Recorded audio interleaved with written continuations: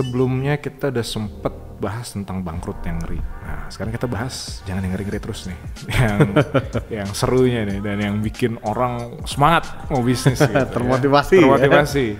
Tentang menjadi seorang miliarder. Wah, ini kayaknya mimpi semua pebisnis nih, Bang. Gitu. Jadi orang pasti, meskipun ya di topik-topik kita sebelumnya kita sempat ngobrol juga, nggak selalu tentang keuangan lah ya, nggak selalu tentang finansial, tapi ini pastilah salah satu faktor yang membuat orang terjun ke dalam bisnis gitu, karena ada upside financialnya gitu, ada peluang menjadi miliarder. Nah, pertanyaannya Bang, emang memungkinkan Bang ya jadi miliarder tuh di bisnis F&B gitu? Apakah orang harus bisnisnya oil and gas atau konstruksi atau properti gitu? Kalau dari F&B mungkin nggak sih Bang sebenarnya?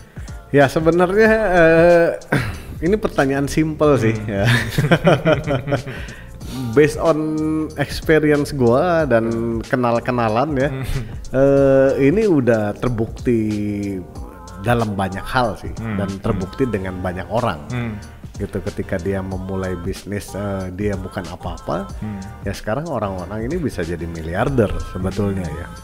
Itu juga sebenarnya pertanyaan yang paling mengganjal gue dulu gitu ketika gue lagi berbisnis agensi ya. 9 tahun lebih, gue hampir 10 tahun bisnis agensi. Wah, gue nggak pernah bisa mengalami apa yang menjadi miliarder itulah ya maksudnya. Nah kemudian gue lihat, gue pelajarin lagi kalau bisnis F&B ini bisa nggak ya? Nah, dengan sebuah ilmu sederhana ya sebetulnya tentang revenue stream, ya mungkin lo bisa cari podcastnya nanti tentang revenue stream. Dari situ lo akan ngelihat, wah ternyata bisnis lo mau jualan soto sekalipun, lo mau jualan Indomie sekalipun, lo ini sangat make sense sekali. Untuk menjadikan bisnis kuliner itu menjadi membuat lo menjadi miliarder. Kenapa? Karena satu, bisnis kuliner itu bisnis yang nggak ada matinya. Karena ini bisnis kebutuhan sehari-hari. Artinya orang itu akan melakukan pembelian setiap hari untuk makanan. Ya. Yang kedua, kenapa bisnis kuliner itu bisa menjadikan lo seorang miliarder? Karena kemampuan untuk scale-nya. Ya, jadi lo bikin nasi goreng misalnya, kayak gue bikin nasi goreng di Jalan Dipati Ukur, nasi goreng. Ya, dengan nasi goreng gue bisa bikin skill sekian puluh cabang. Dengan bikin warung Indomie gue bisa bikin skill sekarang 88 cabang. Misalnya dengan warung bakso gue bikin skill hampir 40 cabang. Nah dengan skill ini ya jawabannya sederhana sekali sih, bahwa sangat mungkin sekali lo menjadi seorang miliarder di bisnis ini. Nggak usah bicara miliarder, kalau contoh-contoh yang lain ya bahkan sudah omsetnya menyentuh triliunan sebetulnya ya. Nah jadi potensi bisnis kuliner ini luar biasa besar ya. Nah sebenarnya potensi yang besar ini, dan enaknya lagi entry barriernya nggak terlalu sulit-sulit amat dibandingkan bisnis-bisnis lain. Lo mau bisnis batu bara, wah entry barriernya lo udah pusing dengan sendirinya. Atau lo mau bisnis properti, entry barrier bisnis-bisnis yang membuat lo bisa menjadi miliarder itu cukup besar ya. Tapi kuliner tidak, gitu. Tuh kuliner tidak. Entry barrier bisnis kuliner itu bahkan dimulai dari nol sekalipun. Ya, gue punya teman di Jogja, dia jualan warung steak, bahkan dia memulai dari cuman 5 atau 6 kursi. Tapi jangan ditanya sekarang, gitu. Jadi miliarder, maybe puluhan miliarder kayak gitu. Jadi kalau lo mau ketika lo punya 2 cabang nih misalnya ya. Lo pengen ngembangin bisnis, tapi lo terkendala misalnya, gue nggak punya head sales yang oke. Tapi ketika gue mau gaji, wah gede banget gajinya, orang-orang hebat ini mintanya 40, 50 juta, 60 juta. Nah ini kalau lo mindset lo nggak di mindset growth, dan kemudian nggak mindsetnya untuk investment, lo akan merasa sayang keluarin duit kayak begini. Ya, jadi ujungnya apa? Ujungnya lo melakukan segala sesuatunya ya sebisanya ada dan seadanya aja. Differentnya akan seperti itu. Jadi ketika gua malu memulai nih, lo punya untung 100 juta, lo pakai untuk urusan pribadi lo kebanyakan, mungkin lo ganti mobil, lo ganti motor dan segala macam, atau lo tabung untuk cicil rumah dan segala macam. Sementara gua 100 juta ini untuk gaji orang-orang hebat.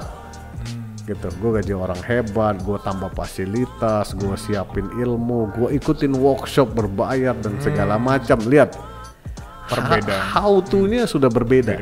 How to-nya. Nah ini mindset yang sudah totally different. Ya, gue lebih baik tahan keinginan gue untuk punya rumah ataupun beli rumah ataupun cicil mobil dan segala macam untuk gue berinvestasi. Dari sisi ilmu, dari punya tim hebat dan segala macam, untuk satu hari bisnis gue bisa menjadi bisnis yang 200-300 cabang. Ya, jadi gue saving, I'm not saving untuk hal-hal yang sifatnya konsumsi, tapi gue berinvestasi untuk hal-hal yang sifatnya akhirnya membuat bisnis gue bisa growth. Nah, ini mindset ini yang lo harus miliki ya sebagai seorang pebisnis. Hati-hati, duit itu trap ya. Duit itu trap, penghasilan gede itu suka jadi trap ya. Trap untuk memperlambat lo akhirnya berkembang. Ya, karena lo punya duit, asik nih gue. Bisa gitu, ke Maldives ya. ya. Harusnya yang berubah, yang berkembang dan growth bisnis lo. Ya, Bukan gaya hidup. Bukan gaya hidup lo yang jadi berkembang. Tiba-tiba pakai jamnya Philip Patek misalnya gitu-gitu ya. Habis duit lo untuk hal kayak gitu misalnya gitu. Wah, ini menarik banget nih Bang. Dan kayaknya memang harus agak panjang gitu. Tapi kalau agak masuk sedikit tadi ya. Mental block pertama adalah hiring quality people. Oke, itu kalau tadi saya tarik ya, itu salah satu poinnya. Boleh cerita nggak Bang dulu pengalaman pertama nge-hire orang yang gajinya agak mahal, katakan di atas, ya oke lah buat starting point di atas 10 juta aja. Nah itu dulu gimana sih leap of faith-nya berani akhirnya meng-hire orang seperti itu, boleh cerita nggak? Ya sebenarnya balik lagi tadi gue bilang ya, karena gue punya target untuk berkembang besar. Jadi artinya untuk berkembang kita membutuhkan investment dari sisi human. Jadi dulu secara mindset gue selalu bilang ke teman-teman, if we pay people in the high salary, even above us, ya maksudnya di atas kita, no problem, karena ini investasi. Ya kita kan bisa hitung value orang ini sebetulnya gitu. Let's say contoh tadi gue bilang, oke, gue hire orang yang jago di bidang sales untuk pengembangan cabang. Berapa sih gue harus bayar dia? Oke, gue harus bayar dia misalnya 50 juta. Berapa sih yang akan dia bisa hasilkan dari 50 juta? Oh, ternyata setelah dihitung-hitung dengan orang yang kompeten ya, kita bisa hasilkan misalnya 5 miliar setahun. Nah, itu kan bukan kemudian biaya mahal jatuhnya untuk menggaji dia seperti itu. Nah, jadi put the mindset bahwa apapun yang kita lakukan itu merupakan investment. Ya, investment untuk membuat perusahaan kita menjadi lebih besar. Tapi kalau lo jadi punya rumah, itu bukan investment. Kalau untuk bisnis ya, lo punya mobil itu bukan investment, itu konsumsi semuanya gitu. Yang which is bisnis lo nggak akan ada urusan apa-apa sih dengan lo punya rumah gede juga, bisnis lo nggak ada urusan apa-apa. Seperti itu. Tapi kalau lo punya orang hebat, lo gaji gede, urusan bisnis lo bisa growth luar biasa. Jadi lo harus pisahkan ini dan lo harus korbankan salah satunya. Ya, korbankan salah satunya untuk ya istilahnya future pleasure lah maksudnya. Gitu. Kalau lo mau nikmatin, ya of course kita bisnis harus nikmatin lah ya. Tapi kan bisa ditahan dulu. Gitu. Ada poinnya nanti di mana lo akan bisa menikmati itu sebetulnya. Delaying pleasure-nya itu loh. Kan jadi biar bisa multiplying nanti di ujungnya gitu. Exactly. Kalau ngomongin ilmu nih Bang ya, setelah Abang jalanin bener-bener fasenya gitu dari UKM growth sampai sekarang jadi salah satu perusahaan yang cukup besar gitu. Ilmu apa sih Bang? Kalau secara teknis kita ngomong ya, bukan secara mindset gitu. Ilmu teknisnya apa aja sih Bang yang harus dikuasain gitu? Nah, kalau ilmu menarik ya. Kalau ditanya dari sisi pengalaman gue ya, di awal ya, ada 3 ilmu penting yang gue lihat selama 3 tahun ini gue ngejalanin bisnis ya. Satu, marketing. Whatever the business growth, omset, revenue, strategi, it's about all marketing basically. Ya. Jadi kalau lo bener-bener mulai dari awal dan lo yang menjalankan bisnisnya, make sure lo ngerti marketing. Ya. Kecuali lo bilang, aduh gue cuman bisanya produksi, berarti cari orang marketing, cari co-founder atau founder marketing gitu. Karena poin awal dimanapun kita mulai bisnis harus dapat omset. Omset itu datang dari orang yang beli. Orang yang beli datang kalau tahu produk lo. Nah, untuk tahu lo harus ngerti marketing.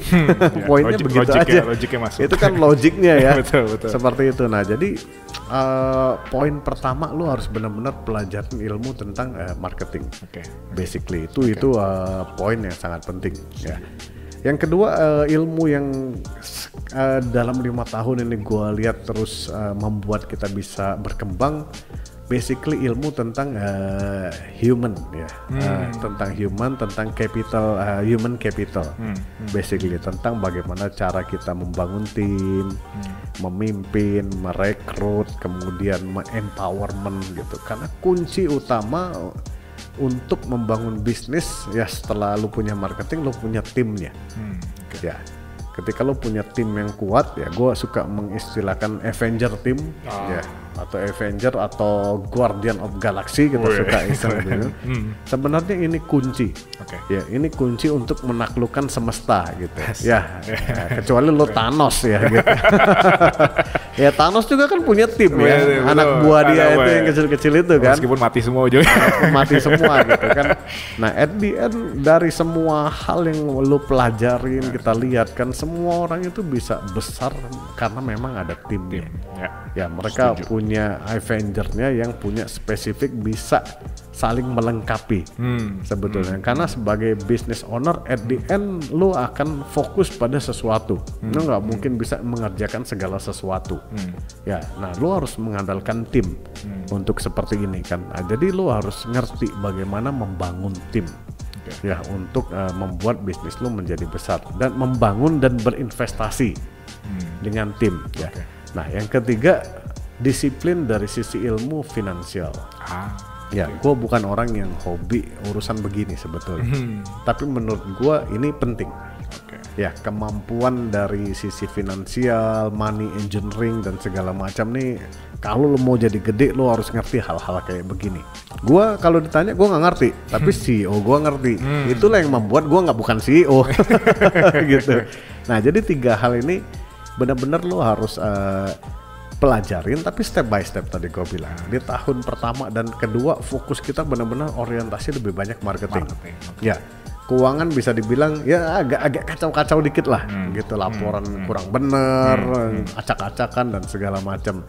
Tim kita udah mulai bangun ya dari awal. Nah, kemudian baru setelah tahun ketiga kita benahin dari sisi finansial dan segala macam sehingga akhirnya benar-benar bisa growth. Ya contoh simpel lah, lo mau dapat investor kelas kakap. Ya kalau laporan lo nggak bener, sistemnya nggak bener, nggak teraudited dan segala macam, gimana lo bisa growth besar? Atau lo mau IPO apalagi gitu. Jadi kuncinya ada nanti di finansial pasti ujungnya untuk growth jadi lebih besar. Ya. Marketing, human capital dan financial itu ilmu-ilmu teknis yang dikuasai. Listener podcast kita kan beragam bang ya. Ada yang memang yang tadi baru memulai, ada yang sedang perjalanan struggling, ada yang udah lumayan sukses, ada juga yang udah miliarder juga nih bang, ya kan, yang dengerin podcast ini nih. Nah, kalau saran abang sendiri nih, apa sih bang kalau ketika sudah mencapai titik, wah gue udah settling nih secara financial gitu, bisnis gue udah besar gitu, ada saran nggak bang kalau untuk? Sebetulnya tergantung dengan elunya ya, gitu. Besar itu ukurannya sampai mana, ya gitu. Kalau misalnya di satu posisi lo udah cukup besar, lo bisa lihat yang lebih besar lagi, gitu. Ini kalau kita bicara konteksnya bisnis ya. Bisnis betul. Dalam konteks bisnis, jadi bisa dibilang orang bisnis itu kalau dari sisi bisnisnya dia tidak akan pernah puas sebetulnya. Karena ada lagi yang bisa dikejar, ada lagi yang bisa dikejar. Ya, let's say contoh McDonald lah, mungkin jaringan outlet terbanyak di dunia, mungkin ya. Tapi apakah mereka berhenti sampai situ? Enggak kan, mereka terus aja bangun untuk menjadi besar dan terus besar gitu. Itu secara mindset bisnis memang kita harus letakkan seperti itu. Sehingga kita akan terus berinovasi, kita akan terus belajar, dan kita akan terus berkembang tentunya. Dan bisnis juga bisa jalan secara continuity. Ya, nah jadi di poin itu sebagai pebisnis lo harus taruh mindset lo seperti itu. Tapi secara pribadi, ya kalau menurut gue secara pribadi, seorang pebisnis yang sukses itu harusnya dia berubah menjadi pribadi yang lebih wise, ya pribadi yang lebih murah ilmu untuk membagikan, untuk giving back. Jadi poin-poin di mana dia menjadi orang yang oke lah, giving back-nya besar, kontribusi terhadap sosialnya besar dan segala macam, harusnya menjadi pribadi yang seperti itu. Ya bukan menjadi pribadi yang kemudian ya rakus atau apa, kan kita juga sering ya menemukan yang seperti ini gitu. Kekayaan itu ujungnya harus dicapai dengan cara apapun, karena ya sudah salah menempatkan dirinya untuk materi seperti itu. Nah jadi kalau menurut gue dua hal ini lo harus balancein. Lo harus taruh nafsu bisnis lo besar, tapi di sisi lain lo harus taruh secara pribadi lo tetap menjadi pribadi yang baik lah untuk seorang pebisnis gitu. Oke, sip. Itu saran untuk para yang sudah menjadi miliarder. Nah, untuk yang masih terus struggling berjuang, kita masih lanjut terus, masih banyak topik yang kita bahas. Stay tune terus di Foodies Podcast.